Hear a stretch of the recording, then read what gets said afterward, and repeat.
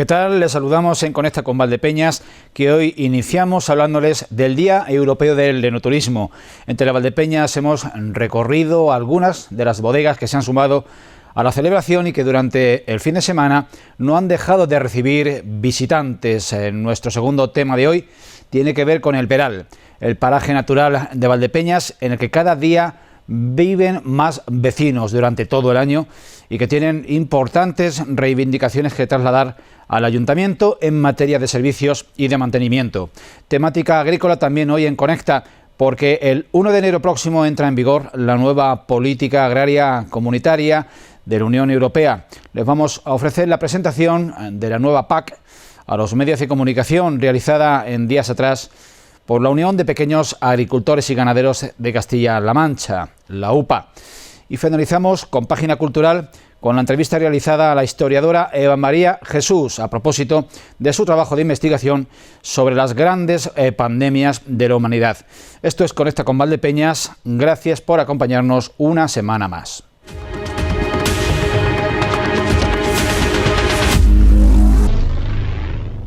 Bien, pues comentarnos cómo habéis trazado la ruta por la bodega y finalmente qué es lo que van a poder conocer en cuanto a vinos. Vale, bueno, pues lo que tenemos pensado es hacer una visita a toda la bodega, que empezaremos por lo que es enseñar el Jaraíz. Después del Jaraíz veremos lo que es la prensa y todos los depósitos de elaboración. Pasaremos a lo que es la línea de embotellado, la cueva, y ya por último haremos una cata de nuestro Ágora Lágrima y el Ágora Roble. Tenéis previsto, entiendo, visitas hoy viernes, sábado y domingo. Tenemos previsto visitas hoy viernes, sábado y domingo. Ahora mismo tenemos, hoy hay ya un grupo de personas, para mañana sábado hay otro grupo de personas y ahora mismo el domingo en la que no hay personas todavía apuntadas. Pero para la visita del sábado tenéis el cupo completo. Para la visita del sábado está el cupo completo, sí. Ya habría que reservar para el domingo. Bien, ¿alguna cosa que quieras añadir? Pues nada, animar a los que no estén viendo que vengan a ver la bodega, que siempre es una oportunidad de conocernos. Además es una cueva única por su longitud y por su bóveda.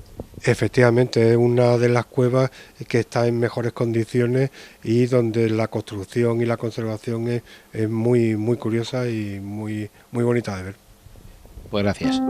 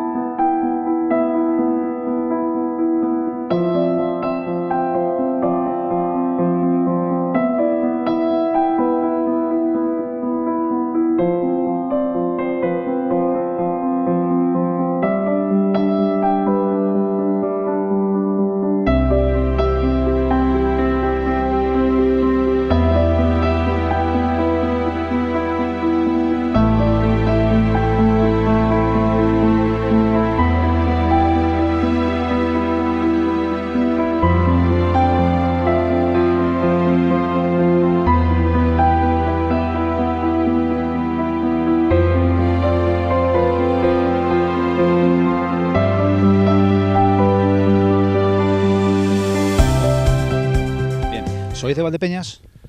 Pues yo vivo por aquí, por la zona. Soy de la provincia, pero no de Valdepeñas. ¿Y habéis venido a propósito a Valdepeñas para seguir esta ruta del enoturismo? Sí, hemos venido precisamente a ver la bodega. ¿Conocíais ya precisamente esta bodega Sarúspide o alguna? Yo personalmente lo conozco y conozco los vinos de Sarúspide. Mi amigo no, porque es de Galicia, no es de aquí. Venimos a ver la bodega principalmente para que la conozca él.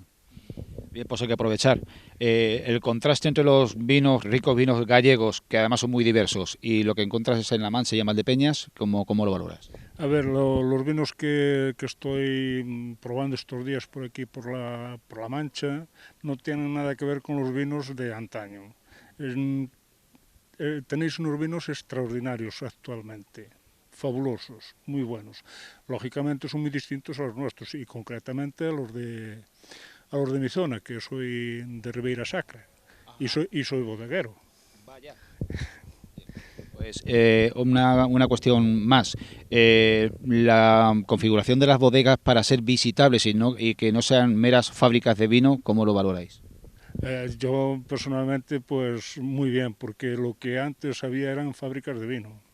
Y ahora lo que valoro y la definición mía de los vinos que estoy probando estos días es que son vinos que están elaborados, no están fabricados, los que probé hasta ahora. Y me lleva una sorpresa que son vinos que le encuentras el cariño con el que están hechos. Y a la señora le vamos a preguntar si van a seguir toda la ruta de enoturismo que se ha trazado para este fin de semana. Pues lo sentimos, pero nos vamos a marchar el domingo y no creo que podamos. Muy bien, pues muchas gracias y agradecidos. Volveremos. Vale.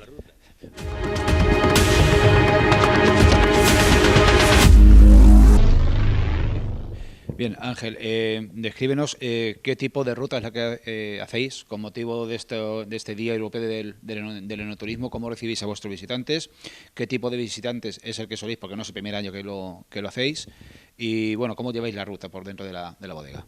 No, para nada es el primer año que hacemos, estamos todos los años que podemos participar en el Día del Enoturismo y en otras actividades nos enorgullece el abrir nuestras instalaciones para el disfrute y el uso de los mismos participantes, ¿no? Este año pues vamos a hacer las actividades justo aquí en el centro donde estamos actualmente, en nuestra bodega tradicional. Es una bodega que se encuentra en el centro urbano de Valdepeñas y entonces lo que vamos a mostrar es cómo era el proceso de elaboración del vino de la forma tradicional de aquí. O sea, mostrando la maquinaria con la que se trabajaba, vamos a ver los chilancos, la zona de la sala de tinajas, bajaremos a la cueva y luego ya por último hacemos una cata. En la cata vamos a degustar 3 vinos, vamos a tomar un vino blanco, un tinto y un rosado. Y la intención en la actividad va a ser no va a ser degustar 3 vinos, sino que vamos a proponer un análisis sensorial de forma conjunta para que todos los participantes podamos ver cómo debe ser la cata para el disfrute total del vino. Todos, entiendo, de la marca o de la gama Don Aurelio. Todavía estamos pensando si a lo mejor metemos uno de Premium, pero en principio sí, por lo menos el rosado y el tinto van a ser de Don Aurelio. Aprovecho, ¿hay ya vino nuevo de Don Aurelio o de cualquier otra marca de la casa? No, todavía no. Hace un mes prácticamente terminamos de la vendimia y ahora mismo en este momento nos encontramos trabajando para sacar la nueva cosecha. Esperamos que estén a principios de año, más o menos en enero, febrero, por ahí estarán los nuevos vinos. Aprovechando el sitio en el que nos encontramos, ¿cómo se está funcionando esta bodega de enoturismo dedicada en exclusiva a la venta y a las visitas? Por suerte muy bien, o sea, estamos teniendo una acogida bastante buena, la participación de las visitas es abundante, todos los días prácticamente tenemos gente, vienen muchos grupos interesados, acogemos gente de diversos países y la verdad que personalmente para mí es un disfrute también el compartir todo este tiempo con la gente que viene de fuera a conocer nuestras instalaciones. De cara a mejorar la organización de estas jornadas a propósito del Día Europeo del Enoturismo, ¿qué creéis que le falta a este, digamos, evento común de la bodega de Valdepeñas? ¿Qué propondríais desde Navarro López? Nosotros intentaríamos pues tener un poquito, a mí personalmente, sí que me gustaría que hubiera un poquito más de unión entre la hostelería, entre los bodegueros, entre los restauradores de aquí de Valdepeñas y poder hacer actividades que sean más conjuntas, o sea, que lo que sea el vino que tenemos aquí en nuestras tinajas, en nuestros depósitos, en nuestras botellas, poder trasladarlo a un restaurante, a un bar, porque es en realidad el sitio más común de disfrute del vino. ¿Alguna cuestión más que quieres añadir? No, ha sido un grato recibirles otra vez aquí en las instalaciones.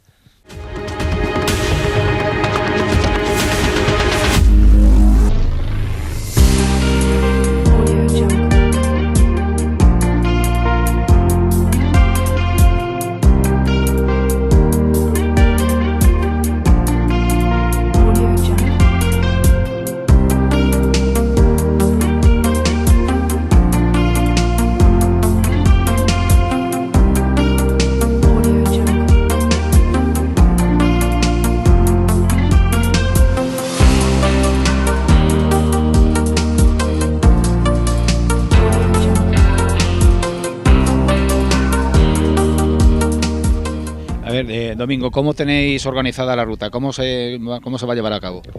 Bueno, pues lo que estás viendo, hay un grupo de 25 personas Primero hay visita a la bodega, se le explican los procesos de elaboración, visita a la nave de crianza, en fin, una visita guiada y comentada, y después se acaba con una cata de 4 vinos.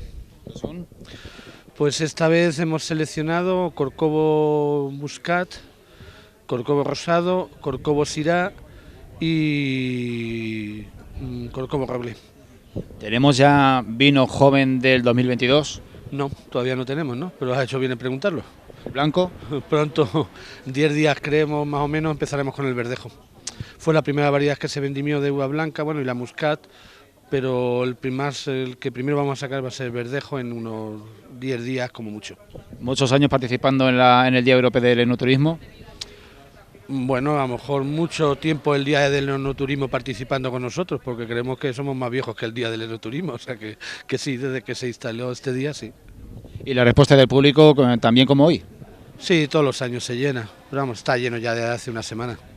Por último, en 2 frases, ¿cómo se ha dado la campaña de Vendimia 2022? Bueno, de calidad se ha dado bien, pero como todo el mundo sabe, en esta zona corta hay un estrés hídrico muy grande en la viña y la producción no ha sido algo baja, sí. ¿Y suficiente para satisfacer las necesidades de elaboración de la bodega? Sí, suficiente sí, pero bueno, pero sí, corta, no ha habido exceso de producción, o sea, sí, corta. Pues que se dé muy bien. Muchas gracias, Julián.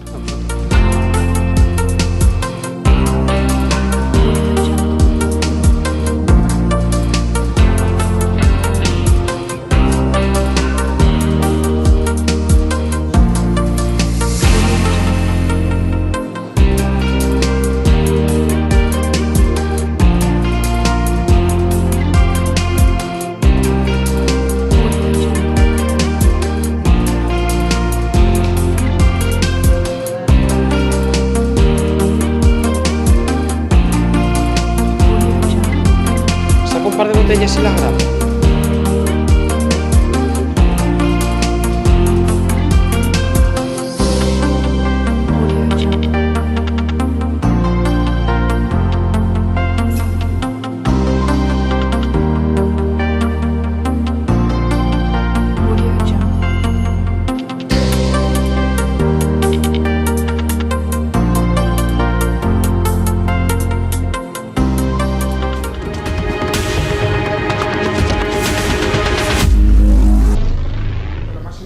Para un enólogo y para el resultado final de un vino es que se quede plasmado lo que la viña es decir, lo que en el terruño hay pase a la botella, ¿de acuerdo? Eso es lo más importante de todo, que haya una permanencia absoluta de lo que cada variedad de uva es y lo que la variedad de uva luego se queda en la botella. Vamos a empezar, si no me equivoco, por el concejal Airén. La Airén, ¿qué deciros de ella? Es la característica y típica varietal de uva de la zona. Antiguamente se conocía como la Valdepeñera. Imagino que algunos que peinan canas se recordarán que se le conocía por este nombre. Y la Airén, pues actualmente, que ocupa el 23% del suelo del viñedo español, pues aquí pues sigue siendo preeminente. Y nosotros en la cooperativa pues intentamos darle el brillo, el relumbrón y la calidad que se merece. Sin más, vamos a hacer un poco ya paso a lo que es la cata de la manera más técnica posible, aunque a mí tampoco me gusta entrar en profundidades organolépticas demasiado extrañas ni datos químicos demasiado aburridos, sino que me gustaría que fuese una cata participativa y en la que digamos lo que realmente y libremente sintamos. Seguro que alguien nos sorprende con algún dato organoléptico. Sí, pero quiero decir eso, que no haya ninguna sensación de sentirnos cohibidos, sino que digamos y expresemos lo que el vino nos está transmitiendo, ¿vale? Normalmente cuando hacemos una visita o damos una cata, al final nunca sabes el público que tienes. Entonces, pues siempre intentas hacerlo de la manera más cotidiana posible para que todo el mundo entienda lo que quieres transmitir. Si luego hay alguien que es un experto en vinos y nos quiere enseñar algo, pues estamos abiertos a escuchar a cualquiera de vosotros. Bueno, efectivamente, porque seguro que entre el público hay gente que sabe mucho más que nosotros, así que yo, como estoy deseando de aprender, espero que me contéis muchas cosas. Nos hemos dicho los vinos que vamos a catar un total de 6, 4 blancos y 2 tintos, si no me equivoco, sí. ¿Vale? Empezaremos con el Airén y luego cataremos Verdejo, Sauvignon Blanc y Chardonnay, y para terminar Syrah y Tempranillo. Vale. Pues nada, vamos a empezar siempre en el orden de una cata. La mecánica es muy sencilla, empezamos de arriba abajo, empezamos por la vista, pasamos a la nariz y luego acabamos en la boca. Como es normal, como estamos hablando de un vino en rama, pues nos vamos a encontrar todos esos elementos que decimos siempre, una cata habitual de un vino blanco, y nos encontramos un vino que está absolutamente en rama, no tiene ningún proceso de clarificación, ni de filtración, ni nada. Entonces los matices de los colores que nos vamos a encontrar pues son los propios de lo que es la uva en sí misma. Esos tonos verdosos, esos tonos amarillo, limón, amarillentos, pálidos, más que verdosos, perdón. Podáis decir de todo el abanico del arco iris, cualquier color que vosotros encontréis, los matices. Pero bueno, al estar en rama, pues no podemos decir es brillante, es simplemente apreciar el color que tiene ese amarillo limón pálido, típico del Airem. Y luego, si queréis, ya podemos pasar a la fase de la nariz, hemos pasado muy rápido, porque la verdad es que la copa nos dice realmente poco, ¿vale? En nariz yo siempre recomiendo hacer una primera exploración intensa, porque como tenemos la nariz absolutamente limpia, la primera impresión va a ser muy positiva. Y realmente prácticamente sin agitar. Luego ya sí, en la primera no vamos a agitar, vamos a apreciar los varietales en su esencia. Y yo lo que primero que denoto aquí, nada más echármelo a la nariz, es las piñas.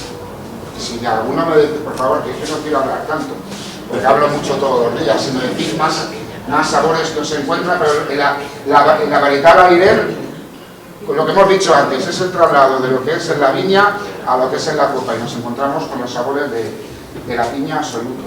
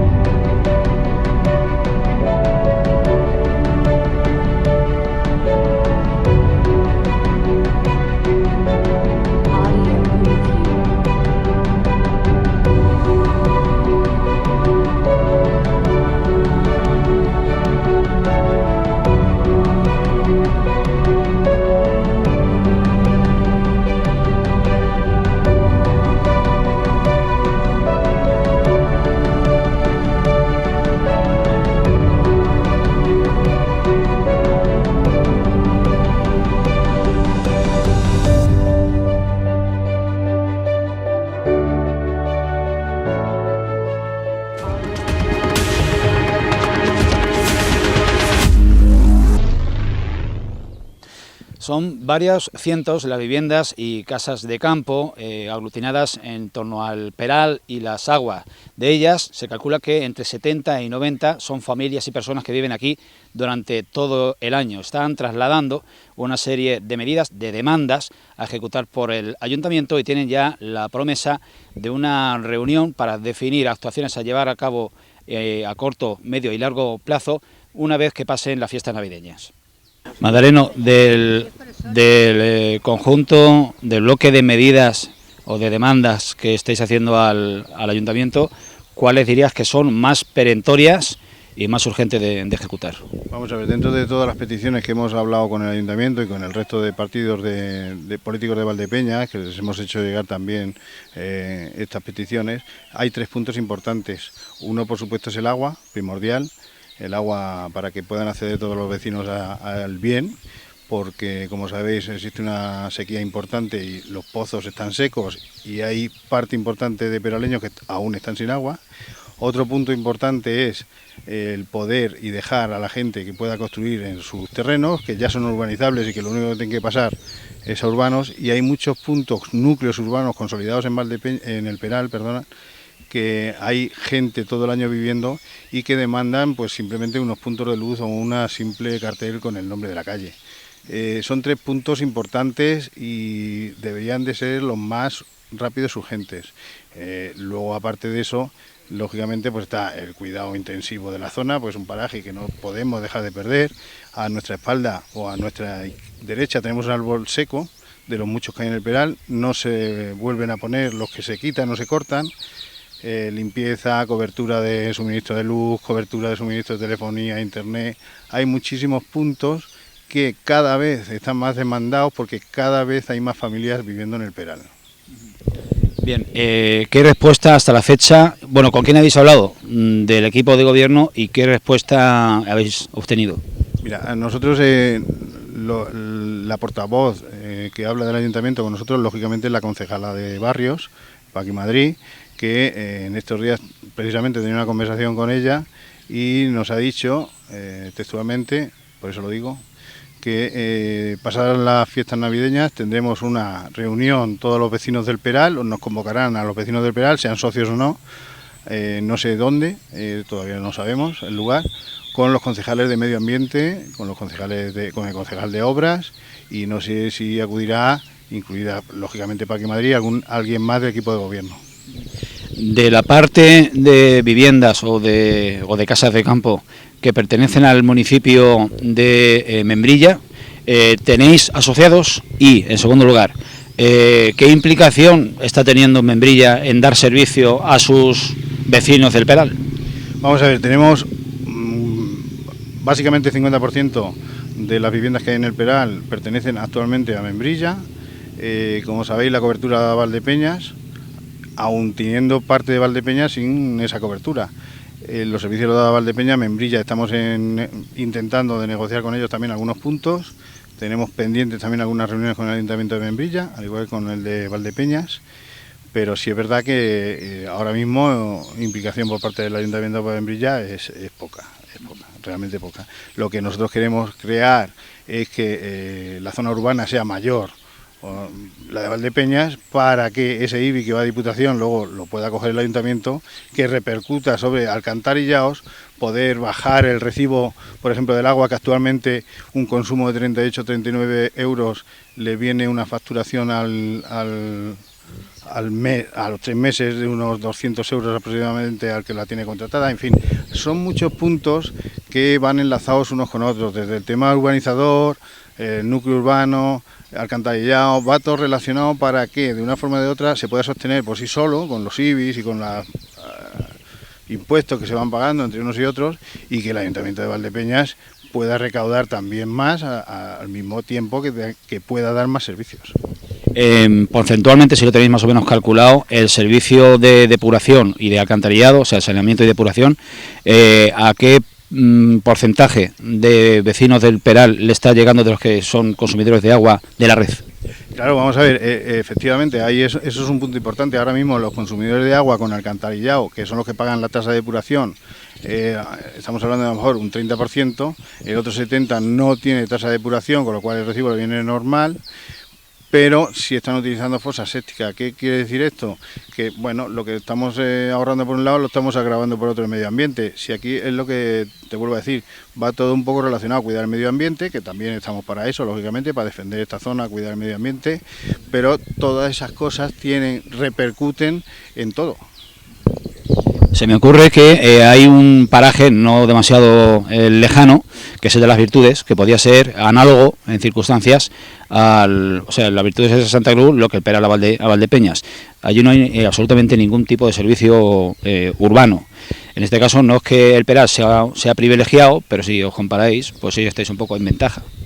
Pero sí es cierto que ahora mismo aquí el Peral se considera ya urbano, hay también unas infraestructuras ya hechas como depósito de agua y depuradora, que lógicamente ya que las tenemos y que perduran en el tiempo y se están manteniendo, pues poderlo, gracias a Dios también tenemos esa suerte, lo podemos aplicar y hacer un residencial aquí para teletrabajar, para estar, para vivir todo el año. También es cierto que la cercanía del Peral a Valdepeñas no es la misma que de las Virtudes a Santa Cruz. Aquí tenemos el pueblo prácticamente a 4 minutos ya. Y el grosor de ciudadanos tampoco es el mismo, lógicamente. Aquí estamos hablando de que en el Peral actualmente, a día de hoy, en invierno, que es cuando menos gente hay, estamos hablando ya entre 70 y 100 familias viviendo aquí. y en verano se triplica o cuatruplica.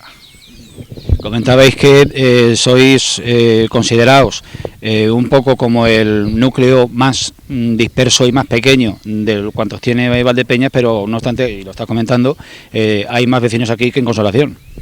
Hay más vecinos aquí ya que en Consolación. Yo entiendo que la pedanía o el pueblo, como se le quiera llamar, de Consolación, también está más alejado. Tenemos que tocar autovía, que no es lo mismo que tocar una carretera comarcal.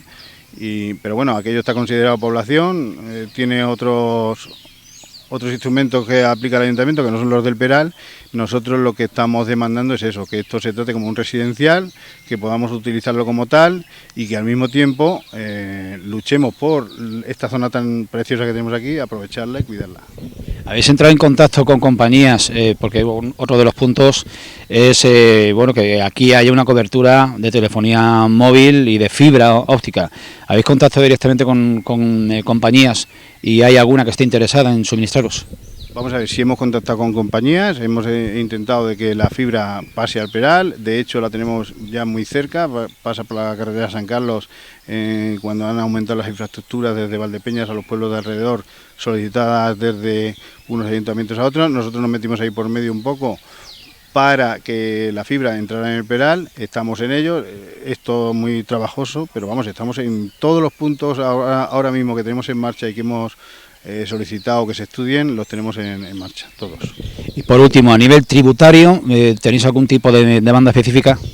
Vamos a ver, a nivel de tributario, aquí pagamos por el residencial de IBI igual que en Valdepeñas, y además la tasa de basura, por ejemplo, aquí la estamos también pagando, que por el desplazamiento dicen que es necesario que se cobre y no la están pagando.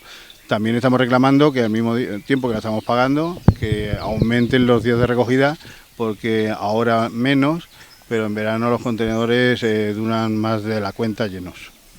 ¿Algo que añadir? Bueno, pues eso, espero que todos los vecinos y vecinas que vean esta entrevista nos apoyen y estén con nosotros y luchen por este entorno. Esperamos que la promesa que nos ha hecho el ayuntamiento de juntarse con todos los peraleños y valdepeñeros sea real, y a la espera y seguir trabajando.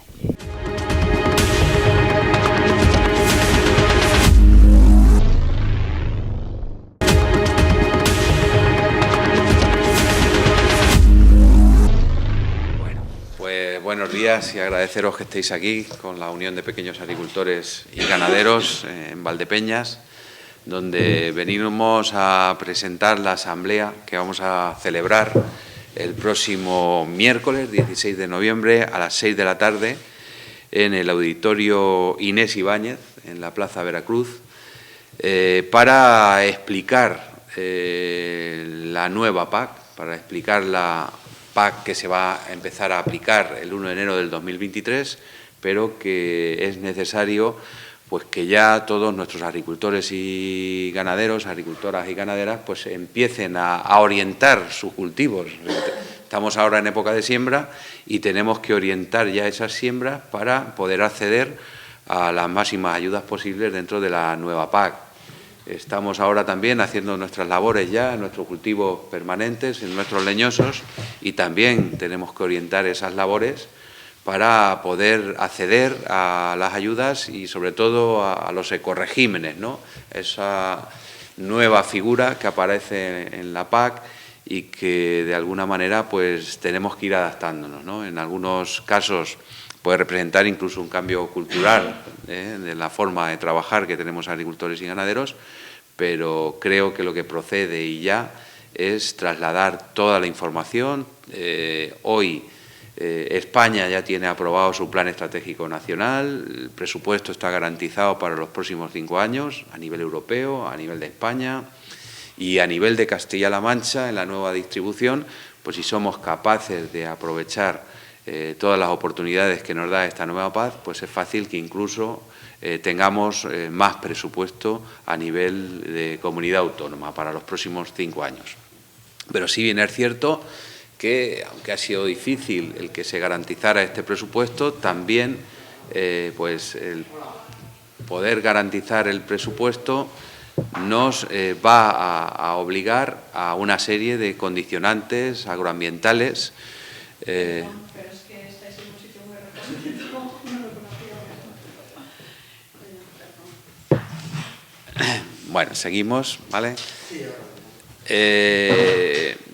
Va a ser una PAC que, como bien digo, pues ha sido difícil de negociar, ha habido mucha presión a nivel de los lobbies a nivel europeo, sobre todo medioambientalistas, y el garantizar el presupuesto, que hoy lo tenemos garantizado, pues también va a venir condicionado a una serie de exigencias agroambientales y de cumplimiento con los compromisos del cambio climático que van a hacer que tengamos que adaptar nuestras prácticas en nuestras explotaciones, ¿vale?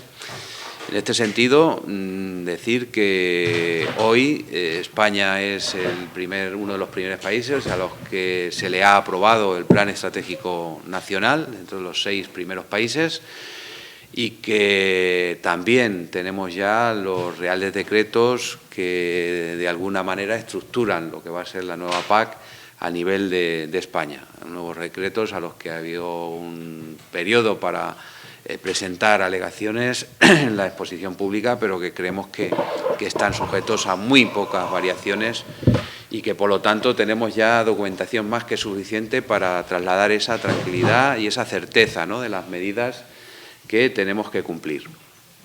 Además, la propia normativa dejaba un margen de maniobra a las comunidades autónomas para flexibilizar algunas de las cuestiones, para que podamos de una manera pues adaptarnos a esta nueva PAC, este primer año de aplicación.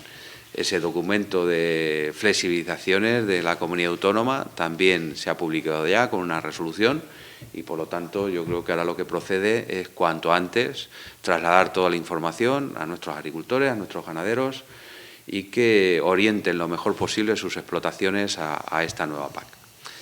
Es una PAC que, como bien digo, garantiza el presupuesto a cambio de unas mayores exigencias, y donde realmente hemos tenido el debate fuerte ha sido en el cumplimiento, en la elaboración de esos ecoregímenes, ¿no?, esas condiciones adicionales que vamos a tener que cumplir agricultores y ganaderos para poder acceder a esa nueva ayuda del ecorégimen que, como bien digo, pues se ha intentado flexibilizar al máximo para que seamos conscientes y podamos llegar a ella.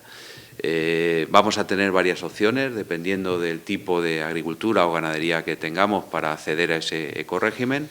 En el caso de nuestra ganadería, pues va a tener la opción a través de hacer un pastoreo de las parcelas que tenemos de pastos, o bien de una siega sostenible, o de dejando unos espacios de biodiversidad. En el caso de nuestros agricultores de herbáceos, van a tener 3 posibilidades para acceder a los ecoregímenes, que va a ser o bien hacer una rotación con cultivos mejorantes en nuestra explotación. Creo que es una práctica que es muy sencilla y va muy en la línea de lo que venimos haciendo en nuestras explotaciones durante los últimos años, que quizás la única exigencia es ese 10% de especies mejorantes, que en muchos casos pues se va a cubrir con leguminosa. Dejando un 10% de leguminosas ya cumpliríamos con este ecorégimen, o bien con la siembra directa, que es una práctica que se está desarrollando en algunas comarcas y en algunas zonas de nuestra región. Aquí todavía no se ha desarrollado apenas, o bien dejando esos elementos de biodiversidad, ¿no?, que es otra de las opciones. Pienso que cualquiera de las opciones o cualquiera de nuestras explotaciones va a tener una opción para acceder a este ecorégimen. Y luego, donde más dificultades tenemos, evidentemente, es en los cultivos leñosos. Los cultivos leñosos, que para acceder a los ecoregímenes pues vamos a tener también 3 opciones: o bien dejar una cubierta vegetal, o bien dejar una cubierta de restos inertes, los restos de poda, o dejar los elementos de biodiversidad. Y hemos trabajado bastante con la Consejería de Agricultura para sacar un documento de flexibilidad que nos permita, pues este primer año, irnos adaptando poco a poco. Ese documento de de flexibilidad ya está publicado, nos va a permitir, sobre todo con nuestros ganaderos, pues a la hora de cubrir la carga ganadera para acceder a todas las ayudas, pues creo que va a ser importante la flexibilización que se ha hecho y que va a permitir prácticamente que todos los ganaderos puedan acceder a esas ayudas, y que en el caso de los ecoregímenes, pues de las cubiertas vegetales, también nos va a permitir el poder dar alguna labor de mantenimiento sobre estas cubiertas, una labor que no rompa la estructura del suelo, pero que era una de las cuestiones que hemos venido exigiendo en las últimas fases de la negociación. Y en el caso del ecorégimen de la rotación de cultivo, la flexibilización, pues creemos que también es interesante, en el sentido en que la rotación, en vez de hacerla del 50% de nuestras parcelas, solo va a haber que hacerla en un 25%, y que el porcentaje de barbecho tradicional, que también representaba un problema en algunas de las comarcas, que a nivel general era del 20%, pues se ha llevado hasta el 40%. Yo creo que estas flexibilizaciones son importantes. Flexibilización también importante en el tema de cubiertas vegetales, de que vamos a tener que mantener vivas las cubiertas durante un periodo que a nivel general era de 4 meses, y que con la flexibilización que se ha hecho desde Castilla-La Mancha, las cubiertas vegetales en principio solo va a haber que tenerlas o mantenerlas vivas desde el 15 de diciembre al 15 de febrero, 2 meses, con lo cual se relaja también bastante esta práctica. Y bueno, eso es lo que queríamos prácticamente trasladaros, de que vamos a hacer una charla informativa el próximo miércoles, y aprovechar para invitar a todos los agricultores, ganaderos, agricultoras y ganaderas de la comarca de Valdepeñas.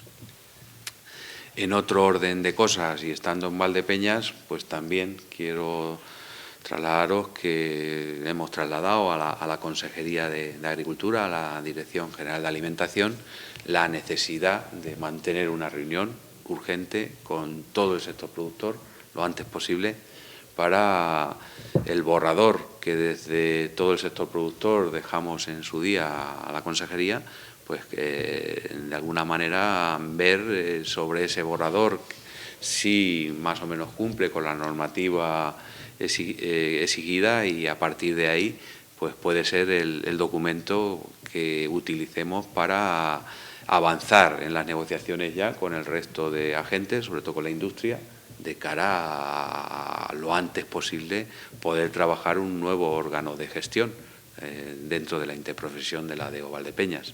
Y hay el compromiso por parte de la Consejería de que celebrar esa reunión pues en próximas fechas.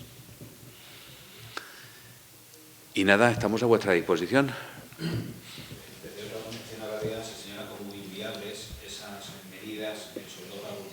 De acceso o de cumplimiento de los ecoregímenes, sobre todo en una zona como Valdepeñas, donde es ultramayoritaria en Galicia y Olivar.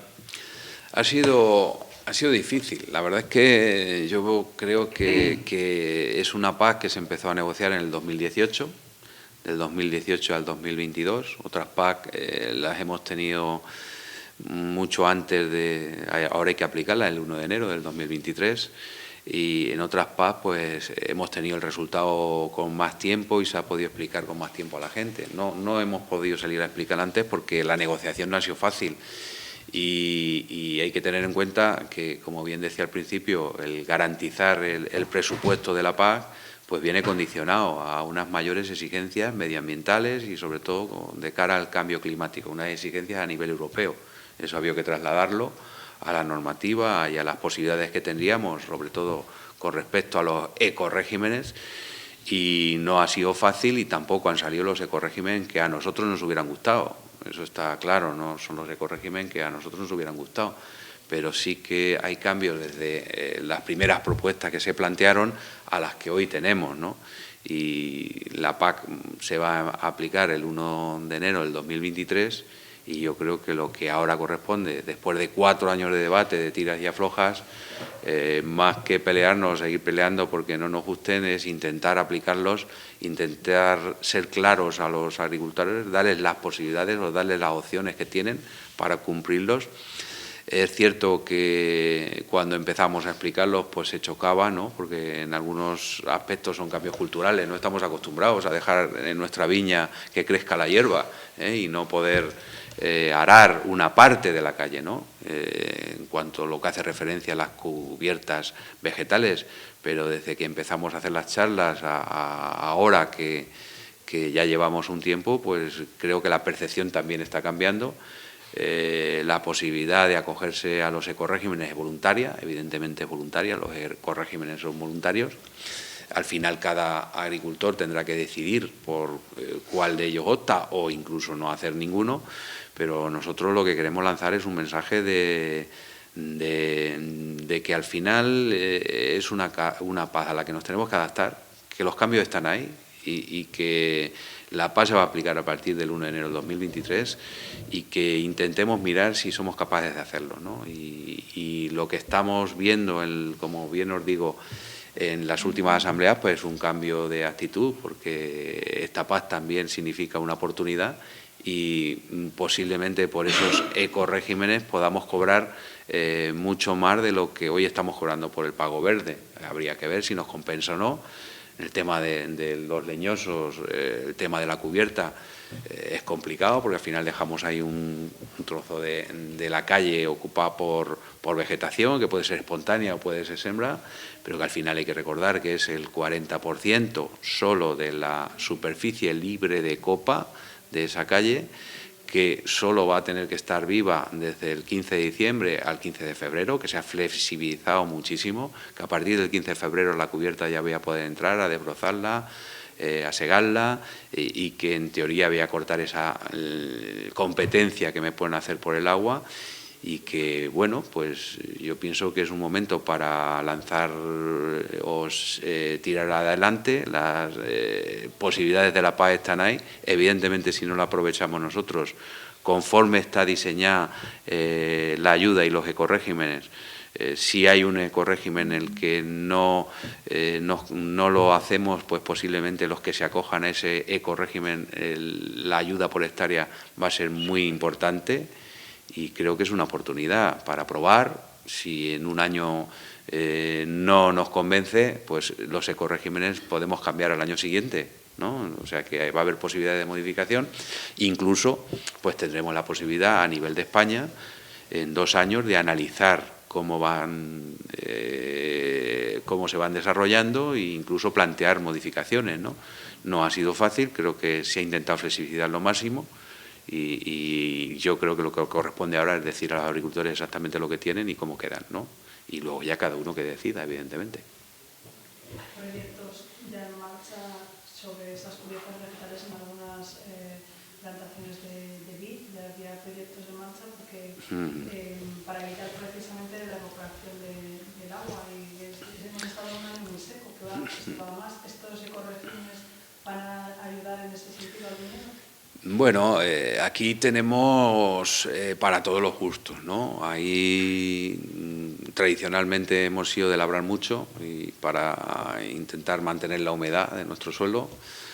También hoy hay gente que viene haciendo la cubierta tiempo y que nos traslada otras ventajas de que como tampoco es toda la calle la que se ocupa por la cubierta, pues que la competencia con el agua se puede limitar, que además el mantener la cubierta pues puede mejorar incluso la temperatura del suelo y que no haya tanta evaporación y que al final pues el agua sigue llegando a nuestras plantas y bien gestionada esa cubierta puede ser interesante, ¿no? Pero tenemos que probar, tenemos que arriesgar y lo iremos analizando y lo iremos viendo, ¿no? Con la experiencia. Hay zonas de incluso en nuestra comunidad autónoma o en los cultivos donde es una práctica habitual.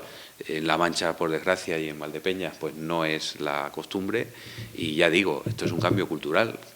Tendremos que ver si realmente nos compensa y al final, pues tiene que haber una compensación entre la ayuda que recibimos y la viabilidad y el rendimiento de nuestras explotaciones, ¿no? Creo que es un año para ser valientes y intentar acogernos a lo máximo posible. Ya tendremos tiempo para rectificar.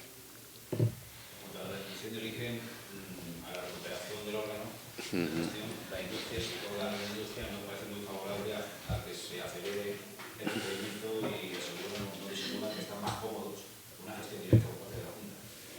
Bueno, pues cada uno tendrá su visión, ¿no? Pero yo pienso que desde el sector productor estamos casi todos por la labor de que cuanto antes empecemos a hablar de ese órgano de gestión y también podamos pues ver cómo se hace la transición de algunos elementos que quedan en el anterior órgano de gestión a la hora de patrimonio, historias y gastos, ¿no? Yo pienso que evidentemente esto va a ser una interprofesión y una interprofesión no va a ir si las dos partes no tienen voluntad, y las dos partes tendremos que tener un punto de encuentro. Y si no hay un punto de encuentro no va a funcionar, ¿no? Y ya experiencia en no encontrarnos la tenemos. Yo pienso que es momento de empezar a modificarla o a intentar aproximar posturas. Y evidentemente la consejería tampoco va a mantener la gestión eterna, ¿no?, de la DEO. Es una cuestión que la tenemos que hacer nosotros como la están haciendo en todas las interprofesionales y en todos los sectores, ¿no? Al final no cabe otra cosa que el entendimiento entre la producción y la industria. Es que no cabe otra cosa.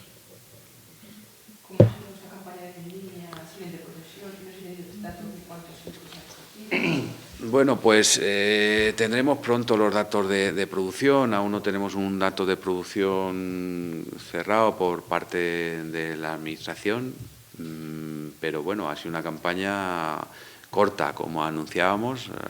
La sequía y las altas temperaturas que hemos tenido prácticamente durante todo el año pues han hecho que la cosecha sea corta. Vamos a ver si van a estar, al final estamos sobre las estimaciones que se hicieron al principio, de unos 20 millones de hectolitros en Castilla-La Mancha. Evidentemente lo mismo ha ocurrido en Valdepeñas. En el secano la cosecha corta, y en el riego pues también hemos tenido hasta dificultades, ¿no?, para poner en marcha muchos de nuestros pozos, porque se nos han quedado sin agua. Esa es la realidad, ¿no? Por lo tanto, una cosecha corta con muy buena calidad y unas perspectivas en principio para que, bueno, pues que seamos capaces de defender ese vino y defenderlo bien. ¿Y la aceituna? Sí tenemos aceitunas, sí. Ganáis por mayoría con uva. Bueno, pues por desgracia este año ha sido un año en lo climático, meteorológico y por lo tanto lo que ha afectado a las producciones ha sido un año muy, muy complicado en todos los sectores, ¿eh? Lo tuvimos muy difícil en los herbáceos, lo hemos tenido complicado a la hora de la producción en el viñedo. Y bueno, en el olivar, que estamos prácticamente ya ahí para iniciar en breve la campaña, y en algunas zonas incluso ya se está iniciando la campaña, pues ha sido también un año muy complejo. Unos calores tremendos el mes de mayo que hicieron que no floreciera bien, y lo poco que floreció pues también se perdiera mucho fruto. La sequía que hemos tenido durante estos meses, que prácticamente no ha caído una gota, ha hecho que mucha de la producción, si había cuajado, pues se ha caído, y ahora en los árboles pues queda muy poca producción.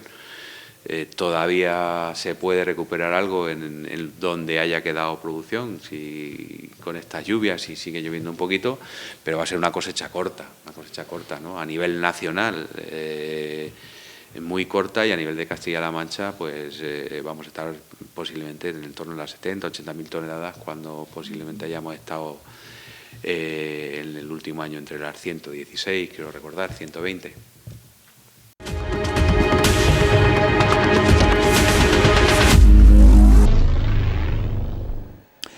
Eva María Jesús es profesora de Historia, diríamos que es historiadora. Ella trabaja en el Instituto Bernardo Balbuena y en la Universidad Nacional de Educación a Distancia, en el Centro Provincial de Valdepeñas, y es con frecuencia ponente de interesantes conferencias sobre episodios de la historia que tienen un buen encaje en la actualidad. Tal es el caso de la ponencia que dirigió en el Salón de Actos del Hospital de Valdepeñas hace escasos días, invitada por la gerencia sanitaria del área de Valdepeñas, más en concreto por el área de humanización, para hablar de cómo se gestionaron pandemias, episodios de grandes epidemias en épocas anteriores a la actual, para buscar un poco el contraste sobre lo que tenemos y lo que había pues hace 3, 4 o 5 siglos, en la Edad Moderna, periodo que comprende del siglo XV al XVIII, que es precisamente la especialidad o el ámbito de mayor estudio de esta especialista. Eva, ¿qué tal? Muy buenas. Buenas. Primero tenemos que preguntarte, estuvimos acompañándote en la previa de esa conferencia, ¿cuáles fueron tus impresiones y cuál fue la reacción de los sanitarios? Pues la verdad que muy contentos porque era una charla que estaba orientada a los sanitarios. Todo surgió pues en el momento del confinamiento, porque desde la UNED surgió la iniciativa de una colaboración con Cruz Roja para una serie de charlas online y bueno, pues es con este fin siempre social. Entonces yo seguí investigando sobre el tema de las pandemias en la Edad Moderna y bueno, pues surgió durante el verano también en colaboración con el Centro de Estudios del Campo de Montiel una conferencia también sobre las pandemias históricas y enlazando.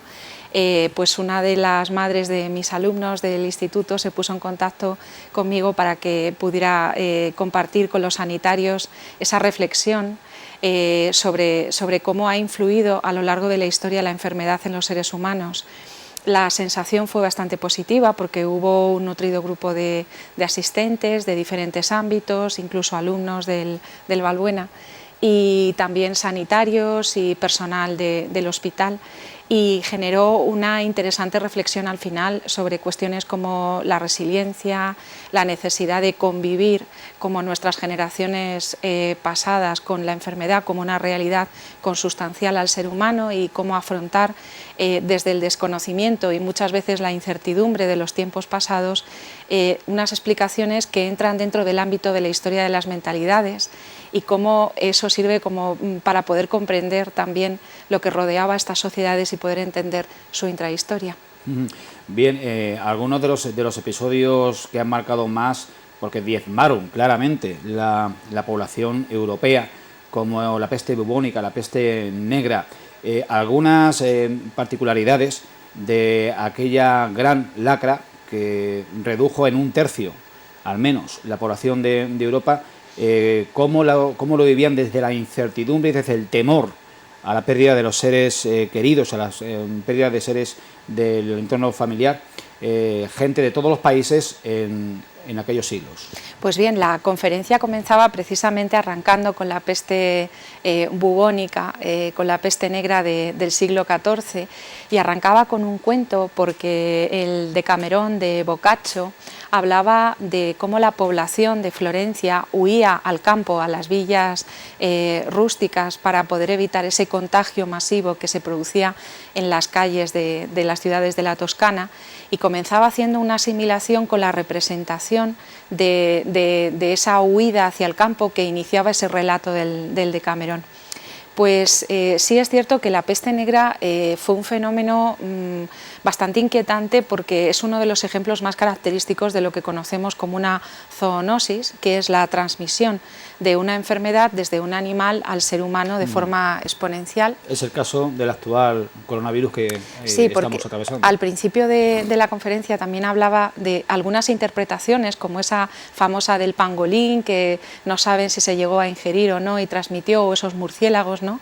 Es cierto que hay determinadas enfermedades que se han transmitido desde el animal al ser humano. Y el caso es el de la peste bubónica, y fue un caso claro porque procedentes de los barcos donde venían los productos que se mercadeaban con Occidente desde Asia, pues venían muchas ratas, y cuando se abrían esos barcos y las ratas surcaban las calles de las ciudades italianas, Génova fue un buen ejemplo, portaban en el pelaje de los roedores una pulga que transmitía una bacteria que se llamaba la Yersinia pestis, de ahí viene el nombre de la peste. Y bueno, pues a partir de ese momento se ha llamado a determinadas enfermedades morbos o pestilencias, se le ha dado ese nombre.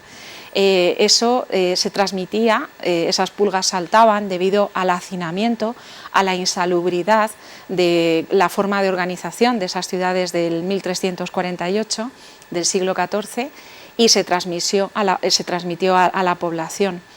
La peste tuvo dos variantes, quizá la más alarmante por ser la más evidente es la septicémica, porque se manifestaba a través de unas manchas en la piel, pero que se concentraban en una especie de bubones en las zonas del sistema linfático y era muy fácil la transmisión. Pero luego también había una variante que era la neumónica, que se transmitía a través de pequeñas gotículas del aire. El problema era que no se conocía la etiología, esto lo analizamos con los sanitarios, el origen de la enfermedad, el desconocimiento del origen no permite que sea posible saber cómo poder erradicarlo, cómo poder poner solución a una transmisión tan masiva como fue la peste septicémica, la peste bubónica, la que Bruegel representó en sus obras, ¿no? Y sí que diezmó a un 60% de la población europea, que en el siglo XV afortunadamente se recuperó.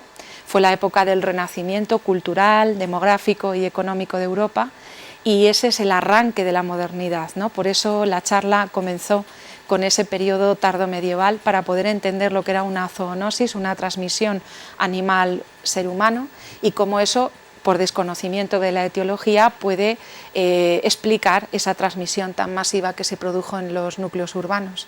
Me ha llamado mucho la atención y ha despertado mi curiosidad el conocer que la peste, que entendía que estaba radicalmente superada y extinguida, hoy se cura porque hay contagios con sintomatología análoga o equivalente, compatible con aquellas enfermedades que mataban a la gente a mansalva hace siglos.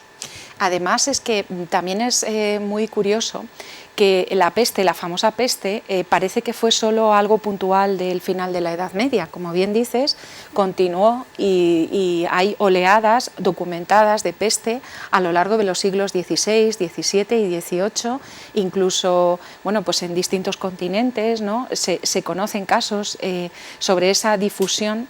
Es decir, lo que se ha aprendido es a convivir con determinadas enfermedades, porque ahora tenemos vacunas y tenemos sistemas para inmunizar al sistema inmunitario y para poder desde la infancia prevenir esa transmisión, ¿no? Fortalecer nuestro cuerpo y nuestras defensas.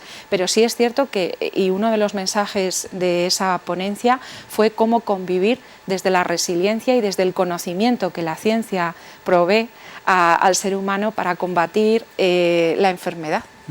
Para que nos hagamos una idea de las aventajadas condiciones de vida que disfrutamos en la actualidad, háblanos, Eva, de la evolución de la mortalidad infantil en el periodo de la Edad Moderna, del 15 al 18, y háblanos también, refiérenos esa operación Balmis, cuyo nombre pues se ha dado también a la intervención, a una de las intervenciones más importantes en la reciente, que aún estamos en ella, insistimos, epidemia de coronavirus. Pues bueno, comenzando por la primera cuestión sobre la mortalidad infantil, todos recordamos cuando fueron las obras de remodelación de la iglesia parroquial, que se pudo pues, hacer unas obras de restauración en el subsuelo y apareció pues, lo que era el cementerio de la antigua iglesia. Se pudieron visitar aquellas obras durante unos años. Un verano, yo creo recordar, y ahí había una de las evidencias de este tema en el siglo XVIII. Muchos de los cuerpos hallados eran niños que aparecían con una corona de vegetales en su cabeza, ¿no? El tema de las familias numerosas, eran familias en la Edad Moderna amplias, extensas, pero contaban con la realidad de la mortinatalidad y de la mortalidad infantil como algo con lo que convivir y superar, porque bueno, las mujeres con niñas, edad a veces adolescente, contraían matrimonio y se ampliaba lo que era la edad fértil, porque empezaban el proceso fecundo, ¿no? de tener familias numerosas mucho antes. Muchos de esos hijos no llegaban a la edad del año y morían en los primeros meses de vida. Esos neonatos sufrían especialmente estas epidemias. La mortalidad infantil es una realidad que afortunadamente la ciencia ha podido controlar en el primer mundo, pero que sigue siendo una realidad en los países del cono sur, ¿no? De la parte de África y algunos países asiáticos y América Latina. Y sí que otro de los pilares de esa charla fue dar importancia a la investigación para poder controlar un problema social como puede ser el tema de que muchos niños no lleguen a una edad adulta antes de cumplir pues por problemas sanitarios, ¿no? La inversión en ciencia, la inversión en sanidad es una de las enseñanzas que hemos sacado de la epidemia que nos ha visitado, ¿no? En estos últimos y desgraciados años del COVID. Y yo creo que es algo que nos sirve para reflexionar sobre el pasado y sobre lo que está pasando todavía en algunos países del mundo que no pueden acceder a algunas vacunas, por ejemplo, ¿no? Y luego sobre el tema de la operación Balmis y en estrecha relación con la vacuna, Balmis fue el cirujano de cámara del rey Carlos IV y junto a Joseph Salvani, implementando lo que había sido la invención de la vacuna por el inglés Edward Jenner, llevó a Filipinas y América Latina, a la América virreinal, lo que se llamó la expedición filantrópica de la vacuna, que permitió erradicar en esos años, a principios del siglo XIX, una pandemia como había sido la catastrófica viruela. Tenía un origen vírico, el virus de la variola, y gracias a que estos 22 niños de la Casa de Expósitos de La Coruña, acompañados por María Pita, fueron en una travesía de 2 meses surcando los océanos, pudieron llevar en sus cuerpos ese virus aminorado por el efecto de lo que es una vacuna, pero pudieron llevar el remedio de la vacuna a otros continentes. Esto fue un hito fundamental en la historia de la ciencia y de la medicina, pues ha permitido seguir investigando, porque en el siglo XIX ya sí que se produjo la gran explosión científica con los nuevos aparatos para poder detectar el mundo de las bacterias, de los virus, el conocimiento de la etiología y por tanto el poder de transmisión y el control de la enfermedad. Llama la atención cómo la pandemia de la COVID-19 ha transformado algunos de nuestros hábitos de higiene personal, haciendo que intensifiquemos determinadas prácticas que son de todos conocidas. Y llama la atención porque en aquella otra pandemia de hace poco más de un siglo, la mal llamada gripe española de 1918, si uno echa mano de las hemerotecas y de algunos documentos audiovisuales, también se extendió mucho, no ya el uso de la mascarilla, sino el hábito de la limpieza exhaustiva de manos. ¿Qué nos puedes hablar de esta moda por la salud, esta nueva mentalidad colectiva también en torno a la salud personal como medida de prevención principal? La profilaxis, la prevención relacionada con la salud y con los hábitos higiénicos es una realidad que no se entendía en la edad moderna, pero que a raíz de esta pandemia, por ejemplo la gripe mal llamada española, porque en realidad se estaba produciendo en toda Europa, lo que pasa es que la prensa durante la Primera Guerra Mundial solo permitió que se conociera aquí en España, ¿no? Donde había una neutralidad en el conflicto y por tanto esa prensa era más libre, pero donde más se extendía precisamente era en esas trincheras durante la Primera Guerra Mundial, precisamente por el hacinamiento, por la falta de hábitos higiénicos, ¿no? En la edad moderna hay una curiosidad.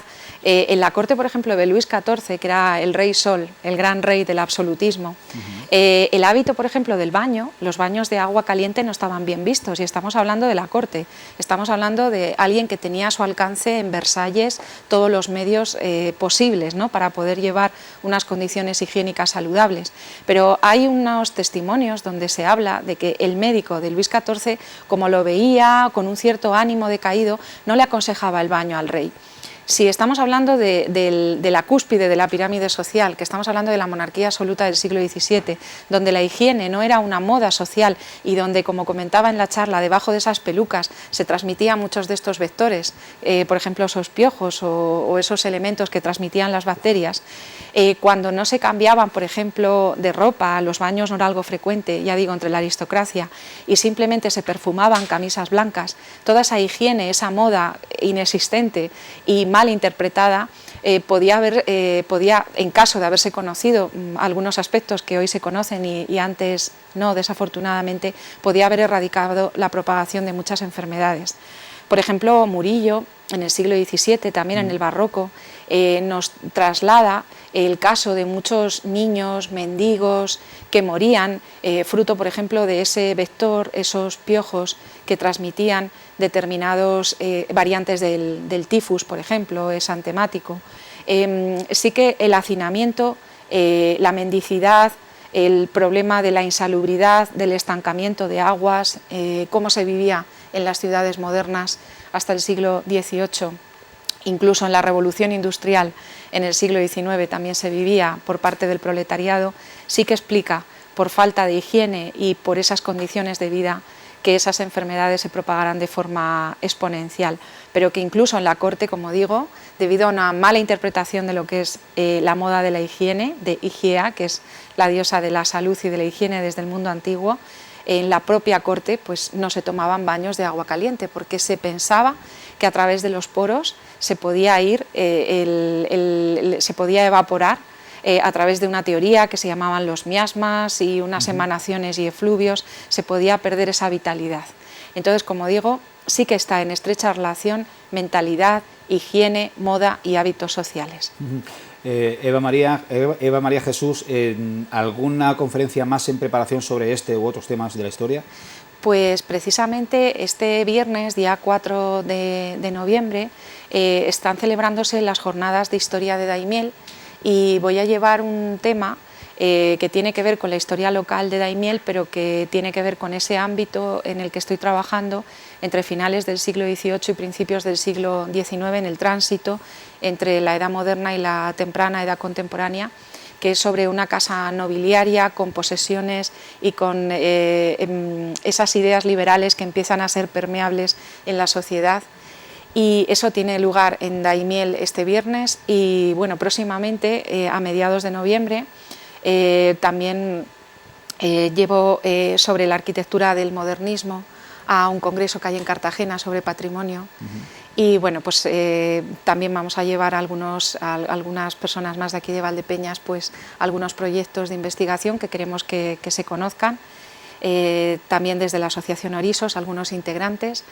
Y bueno, pues porque pensamos que la investigación es importante, pero también al servicio de la difusión, como en este caso concreto de las pandemias, al servicio de los sanitarios, de la población en general, del conocimiento de los propios alumnos, porque la difusión es la clave para poder comprender y para poder respetar desde el patrimonio arquitectónico que llevamos a Cartagena a mediados de noviembre, a el conocimiento del mundo de la mentalidad y de la intrahistoria, de la resiliencia y de la fortaleza en la convivencia con la realidad pandémica. Pues Eva María Jesús, profesora de Historia, muchas gracias y felicidades por tu trabajo. Gracias a vosotros.